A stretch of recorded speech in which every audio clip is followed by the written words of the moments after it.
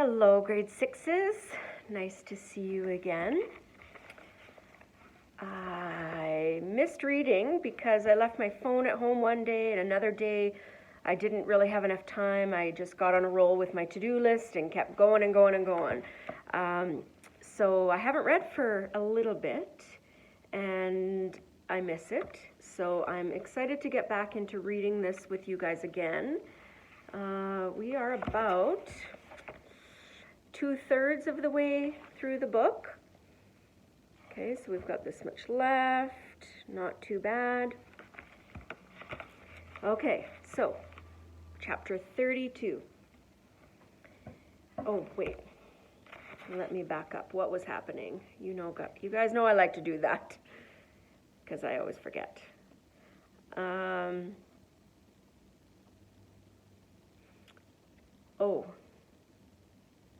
Oh, yeah. Okay, there was the leak in the tunnel, and so Gerda was holding her hand up to keep the water from all rushing in, and Fritz went and got something from a bicycle, and they used that to cover it, and then hopefully stays sealed.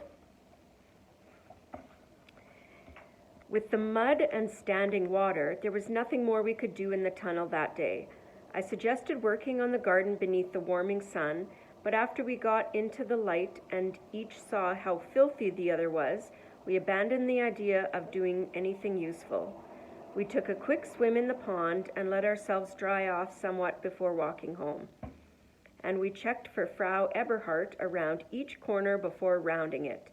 I couldn't even imagine the nosy questions she'd have for us tonight, especially if she noticed the cut on my arm. Despite our appearances, it was an uneventful walk home.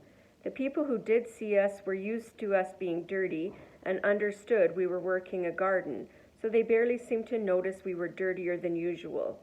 But once we got inside our apartment, something was different. Fritz and Gerda Lowe, I want explanations. Mama had come home. My first thought was for the hidden microphones. Mama had been gone for a few weeks to a place where she didn't have to think about them. Hopefully she remembered that was always a concern here. Hi, Mr. Ben.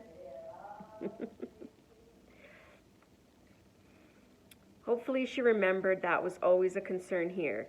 Every word we said mattered, and the way we said it mattered just as much. My second thought was for what Mama must be thinking as she stared at Fritz and me. Nothing about us looked good. Beneath the layers of dirt, we were too thin, and our clothes were soiled and ragged. I had become deeply tanned, and my hands and knees were calloused. In only 3 weeks, we had gone from being respectable young people to looking more like workhouse orphans. Fritz smiled warmly, walked forward, and gave Mama a kiss on the cheek. I thought I saw him whisper into her ear when he did, but it was so quiet I couldn't be sure. I walked forward next and wanted more than anything to hug her, but she was so clean I only reached up to kiss her too. When I did, she grabbed my arm and saw the long cut from the rock. What? She started to ask. It's just a scratch, I told her for the microphones. From a brambly weed.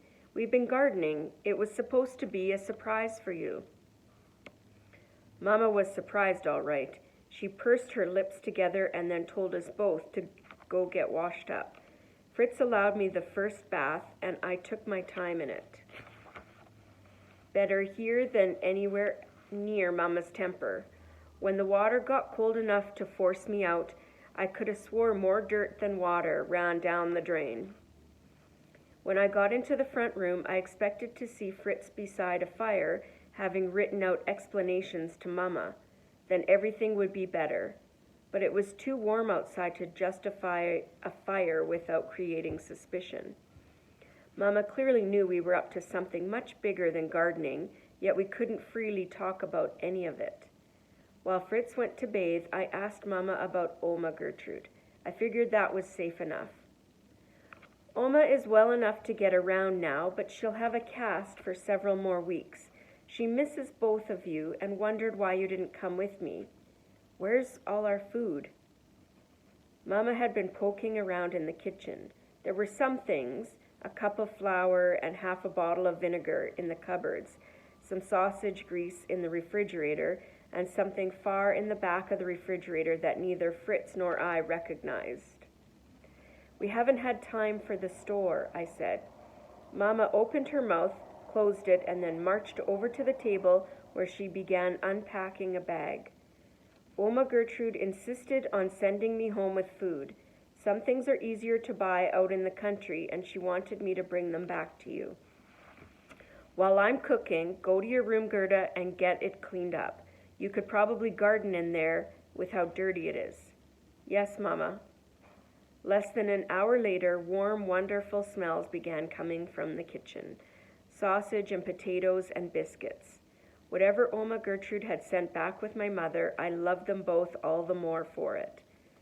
Fritz and I didn't need to be called for supper. We were both in our places at the table when Mama served it. Food had never before tasted so good, I was sure of that. I ate greedily and remembered my manners only when I caught a glimpse of Mama's disapproving stare. "The two of you have turned to savages," she muttered, "and someone had better tell me where all the sheets in this home have gone." Mama didn't sound terribly angry yet, but then she probably hadn't noticed the missing hinges on our coat closet door either. Fritz and I had a lot of explaining to do. We invited her for a walk around the neighborhood that night. We kept ourselves as far as possible from any of the crowds. Then our story started to unfold. We started with the picture of the welcome building Papa had sent to me. Mama said my father knew it well. During the war, it had been a clothing shop where his mother used to work. As I had suspected, he had sometimes hidden in the air raid shelter of that basement when the sirens went off. Oh, interesting.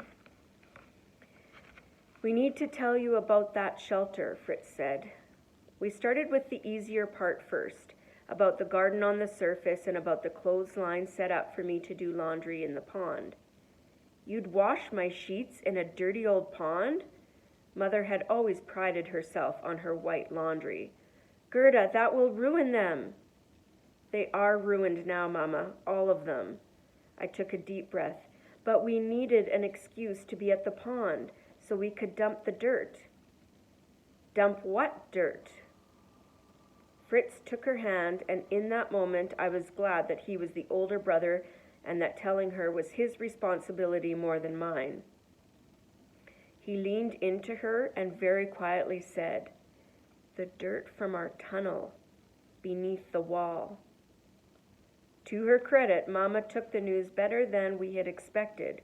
She didn't yell or faint, neither of which would have surprised me, but it took her a long time to start breathing again, and when she did, it was in loud, shallow gasps. She shook her head in disbelief and let Fritz hold her shoulders to keep her calm. "What have you done?" she whispered. "Oh, my children, why would you do this?" As the reality of our confession sank in, she pulled us into a quiet alleyway and faced each of us with horror in her eyes. I hated seeing that expression from our mother. It was one thing to see fear from Fritz or to feel it myself, but we had handled our fear and were managing our troubles as they came. To see so much worry from Mama was something else entirely. It meant that maybe everything wasn't as safe as we had let ourselves believe. "What will happen when that tunnel is found?" she whispered. "Because it will be. They always are." "We'll be good and gone by then," Fritz said. "How do you know? You are working in the shadow of the wall. Do you think the guards aren't watching you? Aren't curious about what you're doing? A garden is a nice excuse, and maybe they'll ignore the laundry. But for how long?" We hadn't told her about Officer Mueller, nor did we intend to. If she knew that one of the Grenzers had already discovered us, it would only strengthen her argument. "Papa wanted us to dig," I said. Your father would never have asked this, Mama said. No matter how much he misses us, he would never put us at this much risk. But he did, I insisted. I saw him. Enough of this nonsense. Starting tomorrow, you will bury up that hole and all the tools with it. You will abandon the garden, and Fritz, you will find a respectable job until you join the military. Don't think Fritz is going to be happy about that. I can't get a respectable job, or any job, Fritz hissed, and I won't join their military. What's done is done. Our only choice now is to leave. What about Oma Gertrude? Who would take care of her? I felt awful for having forgotten about my grandmother. We couldn't leave her behind, of course, and with a broken leg, she couldn't make the walk through the uneven and narrow tunnel. I never understood the way your father thought, and I don't understand it in you two either. Mama was shaking her head again. We have a good life here. No, Mama, I said, we don't. So much of what we tolerate is just wrong, even if nobody wants to think about it. We can't keep living this way. But at least we will live. It's what your father would have wanted. Don't talk about him as if he's dead. My words came out just as sharp as if I'd yelled them. I know what Papa wanted, for all of us to come to the West with him that night. You said no.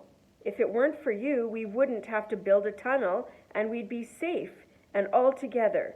This is your fault. Gerda, that's enough. For a moment, Fritz's tone had sounded the way I remembered my father's voice, and I thought about how disappointed Papa would be if he had heard me speak so rudely to my mother. I'm sorry, I whispered to her. That wasn't true. Some of it is, she said quietly. I'm sorry for that too, that I wasn't brave when I needed to be. Mama's face seemed to have aged years during our conversation in that alleyway. I felt older too, as if the things I spent so much time thinking about were light years away from what other girls my age were doing. I no longer cared about dolls or dresses or even smuggled Beatles records. What a silly rebellion that was compared to my actions now, near treason in the eyes of my government. We'll take you to the tunnel tomorrow, I said. You'll see. Only if it's dried out by then, Fritz reminded me. It got a lot of water today. He shouldn't have said that. Mama's back stiffened, and I knew she was picturing Fritz and me swimming for our lives. That hardly helped our cause. Let's go. Mama shook off a shiver that ran through the length of her. I feel too exposed out here. We're safer at home. But as we neared our apartment, I doubted that was true. Stasi vehicles were in front of our building with armed officers on the street. Mama instinctively got us behind her while Fritz and I looked at each other. My heart lurched in my throat. Were they there for us? Oma Gertrude gave me her car, Mama said cautiously. There's not much gas left, but we'll go as far as we can. I parked it in the lot behind us. You and Fritz go get inside the car and hide on the floor. I left the keys on the table upstairs. I'll come back for you soon. No, Mother, Fritz put a hand on her shoulder to guide her away with us. If they're here to arrest Gerda and me, they'll arrest you too. Before we could act, a woman's screams caught our attention. Stasi officers were leading her outside in handcuffs. I immediately recognized her as the beautiful woman I had seen the night I stole the pulley. She was trying to fight the officers, but once she got onto the street and saw the crowd, she yelled, "It's no crime to think, or to speak, or to be me." They were nearly the same words that had been on Herr Kraus's handmade stamped papers. Even after being arrested, Herr Kraus must have found another way to get his message out, maybe with small meetings in his apartment, like those he used to hold with my father. Herr Kraus was brought out again, but this time his body was on a gurney and perfectly still. And since Stasi officers were carrying him out, I figured it was safe to assume his death wasn't an accident. Herr Kraus had received his punishment for daring to think, and for getting others to think too. Sadness stabbed at my gut for how wrong this was, how unfair. Yet I couldn't cry. I wanted to, but in that moment, fear was overwhelming every other sense in me. Whatever crimes Herr Kraus had committed, it was safe to assume that Fritz and I had done far worse. If we couldn't get Mama to change her mind, soon we would face Herr Kraus's punishment too.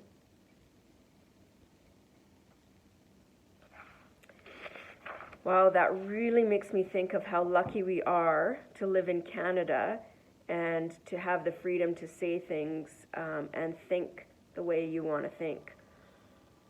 So, chapter 33. I'll read one more chapter here.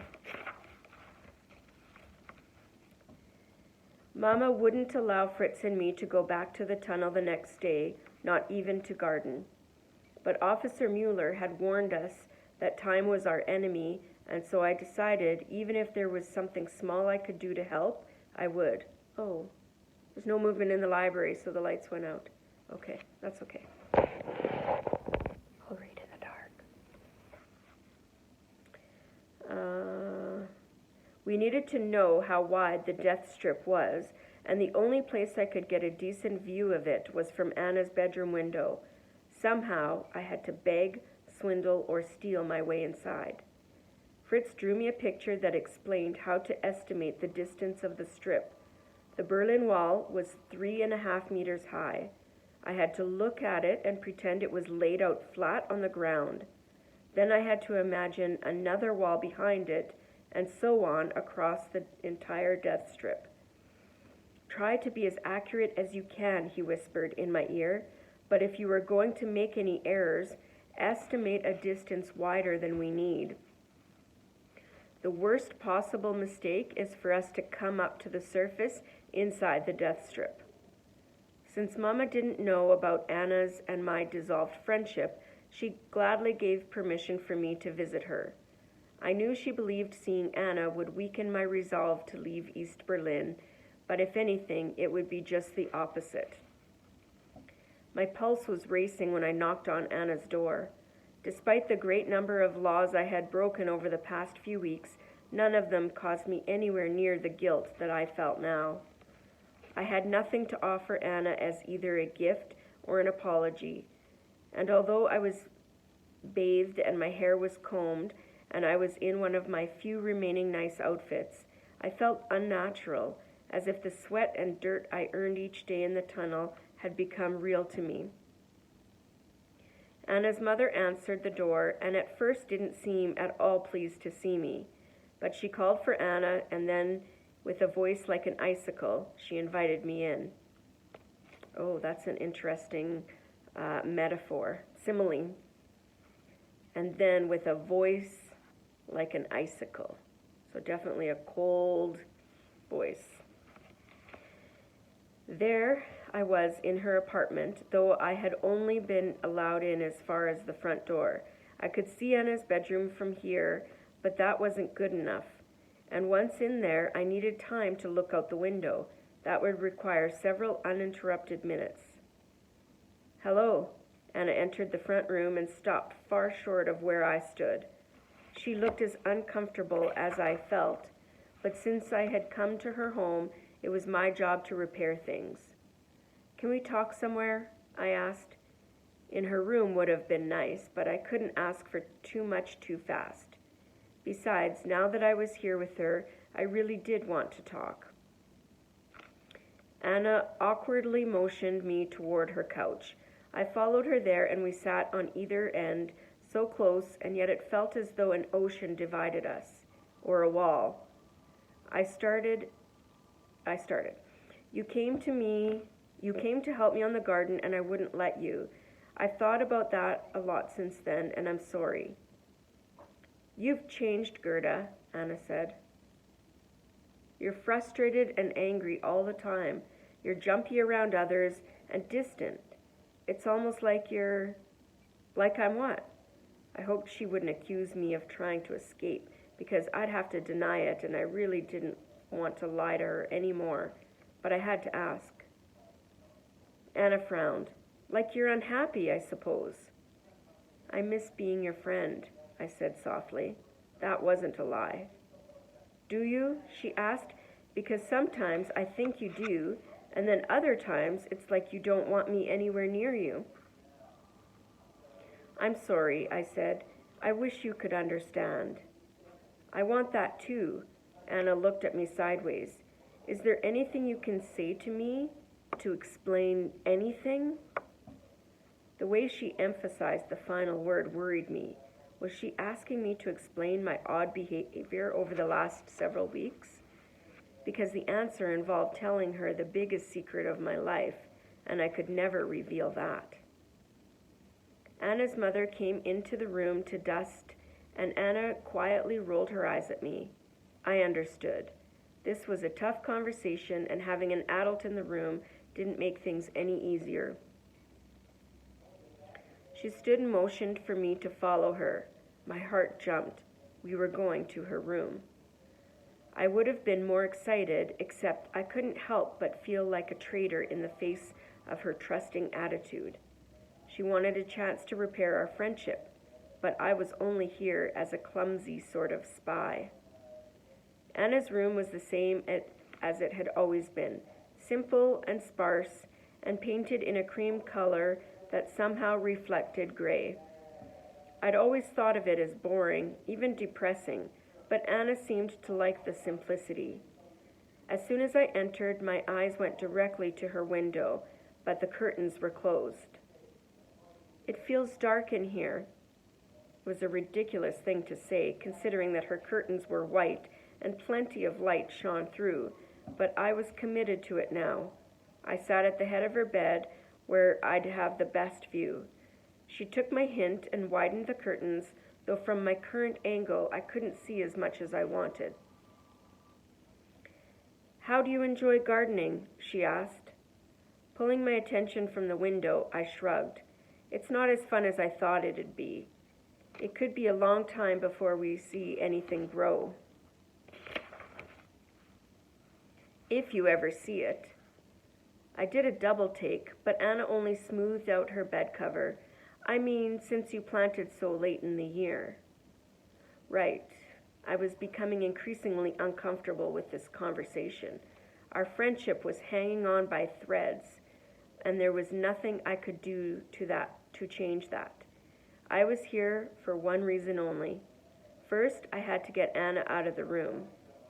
It required me to abandon my pride, but it had to be done. The problem is we haven't had much to eat for a while now. Anna responded just as I knew she would. Do you want something to eat now? We have plenty of food. Maybe a sandwich? I suggested. That would take some time to make. It also sounded truly wonderful. Okay. As Anna slid off her bed and left, I went to work. I made sure her door was shut and then crossed to her window.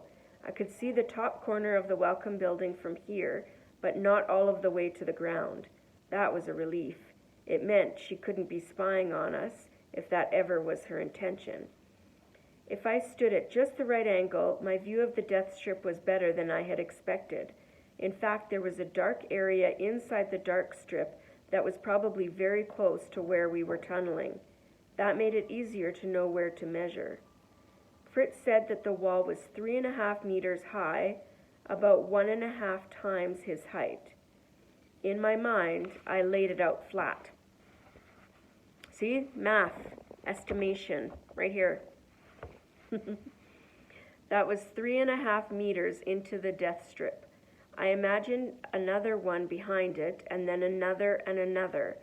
I'd glanced at this area several times before, but never really considered how much wider it was than I thought. When I stood in the tunnel, I imagined us being at least halfway across, maybe even more. But we weren't anywhere near that far. Another length of wall went down in my mind, and another.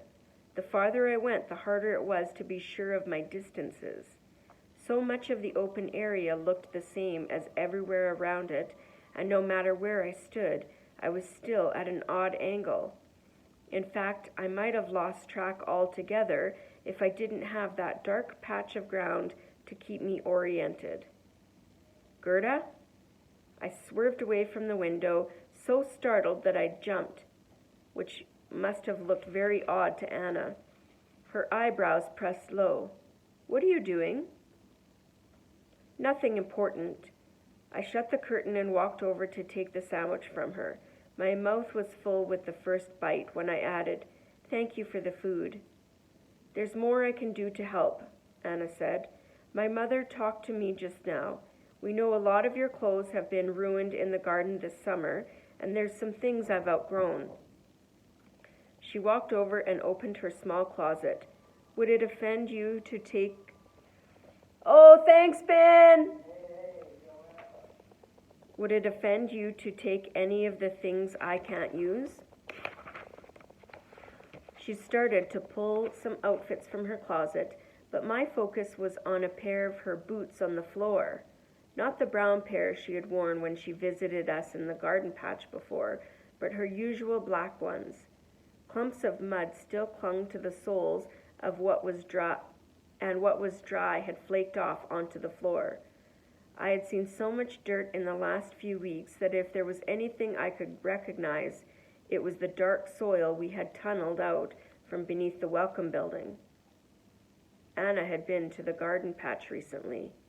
Maybe she had gone farther than that. I forgot about the clothes Anna was laying out on the bed and even about the sandwich in my hand. "I need to go," I announced, already halfway to her door. "I forgot something." "Gerda, don't. Where are you going?" Anna called after me. "Home." "I'm sorry. Was it the clothes? Did I do something wrong?" Oh yes, she certainly had. But behind her innocent facade, she had to know this wasn't about the clothes. I'd always known there was a risk of someone I knew becoming a spy against us. But never in a million years would I have expected it to be Anna. There was no longer any question of our friendship. All that remained was to wonder just how much of an enemy she had become.